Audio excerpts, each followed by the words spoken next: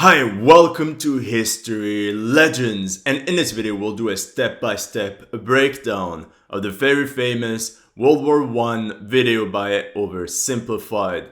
Let's have a war. Everyone knew a big war was coming. France wanted some stuff back that Germany had taken from it. So the Germans, or rather Prussians, got hold of Alsace-Lorraine after their victory over France during the Franco-Prussian War of 1870. Now this region was very strategic for Germany for multiple reasons. The main reason was because there were a lot of mines in this region essential for their industry. But there was also another benefit. Bismarck said it himself. It allowed Germany to have a glacis on France, aka a defensive leverage area, in order to prepare for the next war. Germany wanted to take more of everyone's stuff, and they were building a big sexy navy that was making the British uncomfortable. Yes, the Germans were very vocal about their expansion goals. And just as a reminder, this was a map of all the German colonies in 1914. And for your understanding as to why the British were panicking, at the start of World War I, Britain had 20 commissioned dreadnoughts and 9 battle cruisers. Grosso modo, 29 large vessels, compared with Germany's 15 commissioned dreadnoughts and 7 battle cruisers, or 22 large vessels. These two empires thought they were really cool, but lots of different people who lived there didn't think it was so cool. The Austro-Hungarians eventually shot themselves in the foot with this multinational army. There were many reports of Czech, Polish, Ukrainian, Romanian regiments surrendering to the enemy without a fight. Now, is it the only reason why the Austro-Hungarian army performed so poorly during the war? No. Some of you may know, but I had the opportunity to visit the War Museum in Budapest. And it was very interesting to have the Hungarian point of view as to what happened during World War I. According to them, the problem was that the Austro-Hungarian army did not expect to fight on multiple fronts at the same time. That is, against both Russia and Serbia. Then they spread out their forces and completely botched the offensive against Serbia. Now, that is true. But what I believe is their greatest mistake was for them to go on the offensive on both fronts at the same time. They should have done like the Germans. They could have held the Russians on the Eastern Front using their Carpathian Mountains and concentrate their efforts on Serbia. There's backs, throwing the fact that military technology had come a long way since the last major war. I think the last major war in Europe was literally the French Revolution / Napoleonic Wars that took place 100 years before. But of course, there were also what I call limited scale wars, like the Franco-Prussian War, the Austro-Prussian War, and the Franco-Austrian War. All these wars were relatively short, often just a summer or less than a year. Military commanders at the time were convinced that the next war would be short, but extremely bloody. And that's why they all wanted to mobilize their armies extremely fast in order to overwhelm their enemy right off the start. In this area of Austria-Hungary lived some Serbs and Bosnians who hated living in Austria-Hungary. So the Austro-Hungarian Archduke Franz Ferdinand goes there for a nice drive in an open-top car with his car's route published in advance. And that went just about as well as you'd expect. Some assassins were waiting for him along the way and threw bombs at his car, but they missed and blew up some officers behind him instead. So the Archduke goes into hiding, leaves Sarajevo, and the whole war never happens. Except no, the Archduke doesn't leave, but instead goes back out in the open-top car to visit the injured officers in hospital. The driver takes a wrong turn and by sheer coincidence gets stuck beside one of the failed assassins, who shoots him. It's pretty interesting. I did not know it happened like that and that he went back to the guy. What can I say? That's what happens when you're too nice, guys. But let's be serious. Had Archduke Franz Ferdinand survived the assassination attempt, I am convinced that another incident would have sparked World War I. Europe was literally like a powder keg ready to explode. Austria-Hungary is understandably pissed about all this, and they think the Serbian government had something to do with it, which they might have. So they go to their ally Germany and say, "Hey Germany, we're going to declare war on Serbia," and Germany is all for that. So Austria-Hungary send a big list of impossible demands to Serbia, and when Serbia refuses, they declare war. We just spoke about limited scale wars. Two countries fight, there's a winner, they make an agreement and they shake hands. That was the norm for about 100 years, and that's what Austria thought would happen with their war against Serbia. And why wouldn't they? That's exactly what happened literally the year before with Serbia during the Balkan War. Actually, the two Balkan Wars, the one from 1912 and 1913. Both were short and decisive wars. Austria-Hungary and Germany are friends, and Serbia is protected by Russia, who's friends with France. You have to understand that the French were traumatized by the 1870 Franco-Prussian War when they were diplomatically isolated. So to avoid this scenario, they teamed up with the biggest kid on the block, Russia. And that put the Germans in a very uncomfortable position. The likelihood of a war on two fronts, and we all know how that ends. So they'll declare war on each other. Montenegro joins in too. France and Britain also have a kind of alliance. So when France says, "Hey Britain, you got my back?" Britain is like, maybe? In 1898, there were important territorial disputes between France and Great Britain over the control of East Africa. In the end, it was a British diplomatic victory, as they now controlled a direct line from Egypt to South Africa. The French felt humiliated by their ally, but they also realized that in the long run they needed an alliance with Britain in case of a war with Germany. And also keep in mind that although the British were playing strong, they were not officially allied with any major power in the world. And that also pushed them to become friends again with France.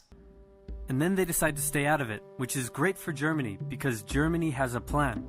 Not many people know this, but the Schlieffen Plan was actually drawn up in 1905. And by 1908, the Germans more or less predicted every move that would happen in 1914, except the part where they lose battles. They know that Russia is so big and clumsy that it will take them a while to get ready for war. So with this guy in charge, Germany will send all its troops into France at lightning speed while Russia's getting ready, defeat France, then move all the troops to Russia and defeat Russia, and then we all speak German and eat Pfefferpottast every day. Just one problem. France has loads of forts and defenses along its German border. It's interesting to point out that the Maginot Line had more or less the same goal, and both times the Germans flanked these fortifications. And I think of it a bit like football. The French cornered the Germans into an offside position. The Germans could either launch a costly frontal assault on French fortifications, or turn the position through Belgium, which would cause an offside because that would lead the British to intervene. And Germany can't waste any time fighting them, so Germany decides to go around them, through Belgium. Belgium is neutral, but Germany wants to march 750,000 troops through it to get around France's defenses. They're hoping Belgium will just kind of sit down and shut up, but they don't. They fight back, and they're pretty good too, so they slow the Germans. If you want to know more about the Battle of Liège, I made an entire video about it. Go check it out. But I'm warning you, it's one of the first YouTube videos I've ever made. But long story short, Liège was one of the most important positions for the Allies to hold in 1914. And the Belgians actually held strong until their general, Le Mans, panicked and just surrendered the city. Germans down. What's worse is that Britain shows up, and they're pretty pissed that Germany's invading neutral countries. So now Britain declares war on Germany. So Germany push on through Belgium and commit some atrocities along the way. They also wear spikes and sometimes skulls on their uniform. So if you're trying to not look like the bad guys, good job. The Allies have a propaganda extravaganza, and this starts having an influence around the world. Once again, it all stems from the Franco-Prussian War. Small bands of French guerrillas formed up behind Prussian lines. They were nicknamed francs-tireurs, sharpshooters. It caused the Prussians lots of trouble, and they often resorted to executing any civilian thought to be a franc-tireur. Now these events traumatized the Germans. So when they thought Belgian civilians were shooting them in the back, they got extremely anxious, some sort of PTSD. They were like francs-tireurs and started just executing civilians again. Let's play Spot the French Soldier. Did you see him? Easy, right? He's wearing a bright blue uniform with red trousers. And do you know who else spotted him easily too? The Germans. So when the French were slowly marching in columns through the countryside, the Germans easily tore them to shreds with their giant guns. Yep, that's pretty much what happened. And it was really stupid. Basically, the French had a perfect plan. Basically, their goal was to outflank the German flanking maneuver. And to do so with entire secrecy, they sent in their infantry columns forward without any scouts. Because of course, if the Germans knew scouts were coming, that could mean that the French could come from that side. So the French infantry advanced into the unknown. Meanwhile, the Germans did send scouts. But these scouts were beefed up with horse-drawn artillery. The moment scouts spotted French columns, they placed the cannons and obliterated the French. French soldiers did not even know what hit them that they were all dead. And it's not really what we often imagine, charging against machine guns. It's literally just getting bombarded from far away and massacred. And thing is, it did not only happen to the French, but it happened to the Germans as well. Check out the Battle of Desham, which more or less saved the French army from a double encirclement and allowed them to hold on the Marne. All this thanks to this excellent but rather unknown general called de Castelnau. He was much more capable than the butcher Fat Joe. And all of them had to update their uniforms and tactics a lot during the Great War. Because this war was going to be like nothing anyone had ever seen before. That's not entirely true. The effects of modern weaponry had already been analyzed during the Boer Wars. As a response, the British banned cavalry charges and compact infantry formations were replaced by skirmish lines. A few years later, the Russo-Japanese War saw heavy use of trenches, machine guns, and barbed wire. The problem is that Europeans did learn from this. They concluded that the most aggressive army, leading frontal but decisive attacks, would win the war against static, entrenched defenders. Russia's ready for war, and way earlier than expected. Hey Austria-Hungary, can you get on top of that? Oh yeah, sure, we've got this. Nope. So Germany has to send some troops back to the east to defend against the Russians. The chief of staff of the Austro-Hungarian army is this guy, and although he is handsome, he turns out not to be the best military strategist. Austria-Hungary constantly ignores Germany's advice, and then comes running back to Germany whenever they get in trouble. Austria-Hungary even gets its ass kicked by tiny Serbia, who repels all their invasion attempts at the start of the war. It's better news. So unlike France and Germany that hated each other and had prepared many plans over the years, all the other countries went in like amateurs. Totally unprepared, and they got wrecked. Like we mentioned before, the Austro-Hungarians now face both Russia and Serbia. And they wisely decided to put the bulk of their army against the Russians, and a smaller part against Serbia.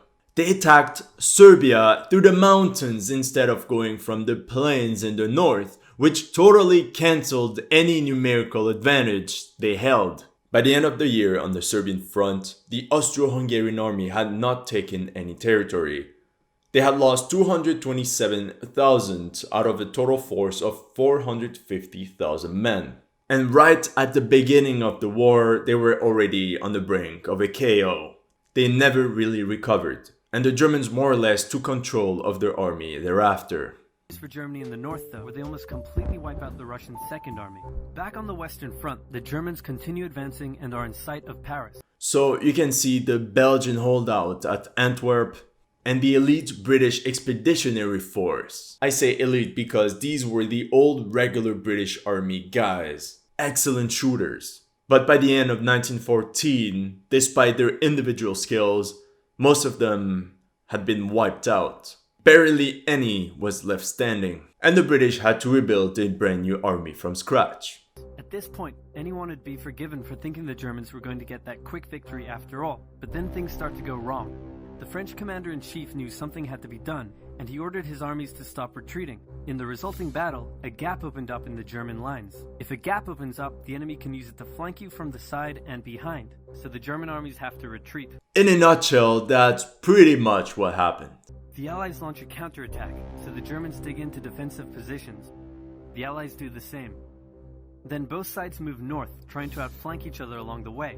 When they reach the sea, they're in a stalemate with trench systems running the whole way from the coast to Switzerland. Yes, that's properly explained, but they got the British uniform wrong. Since they didn't have helmets yet, this is rather what their uniform would have looked like. the beginning of trench warfare on the Western Front. Here's how trench warfare works. Two opposing lines of trenches with no man's land in between. One side would pummel the other with hundreds of thousands of artillery shells, sometimes for days at a time. This had a huge psychological effect on the soldiers, leaving many shell-shocked. We always talk about the horrible conditions of trench warfare, but nobody questions as to why they happen to be in the first place. The main reason for trenches was to protect from artillery fire. According to some data, it took about 500 artillery shells to kill one man. So trenches worked. So yes, maybe some men were shell-shocked, but they were alive. Then, the attacking troops would leave their trenches and rush across no man's land, a muddy wet mass of shell craters and barbed wire. The defending trench would unleash machine gun fire on the attackers, inflicting thousands of casualties. The attackers would send wave after wave until either they gave up or the opposing trench was finally overrun. There would be months of fighting and the deaths of thousands in order to gain a few meters or kilometers of land. Now, as some of you know, I'm very picky when it comes to military tactics. Now, as opposed to popular belief, like portrayed in this video, capturing the first enemy trench was easy. When you read memoirs of soldiers during that time, what they say is that the attackers actually overwhelmed the first trench pretty fast. But then the attackers did not have enough men and decent supplies to actually defend this position they had just captured. And often they were called back by their own generals, or they would lose it through an enemy counterattack, and everything had to restart. That's 1915 in a nutshell. Commanders had no clue how to overcome trenches, and their only solution was to send in more men into the meat grinder. Millions of soldiers put up with these conditions, and commanders ordered them to do so for years. Okay, so that's it. Overall, it's a pretty good video. I mean, for a one-on-one topic, introduction content. And I'm pretty curious as to what it will cover in part 2. Now, the thing is, if part 1 only covers 1914 and part of 1915, that means that part 2 will have to cover 1915, 1916, 17, 1918, and the aftermath. And I can feel that it will be rushed. As always, let me know in the comment section if I missed anything. If you reached that point of the video, don't forget to like and subscribe. And if you like this video and want to help me create more content, make sure to join my Patreon.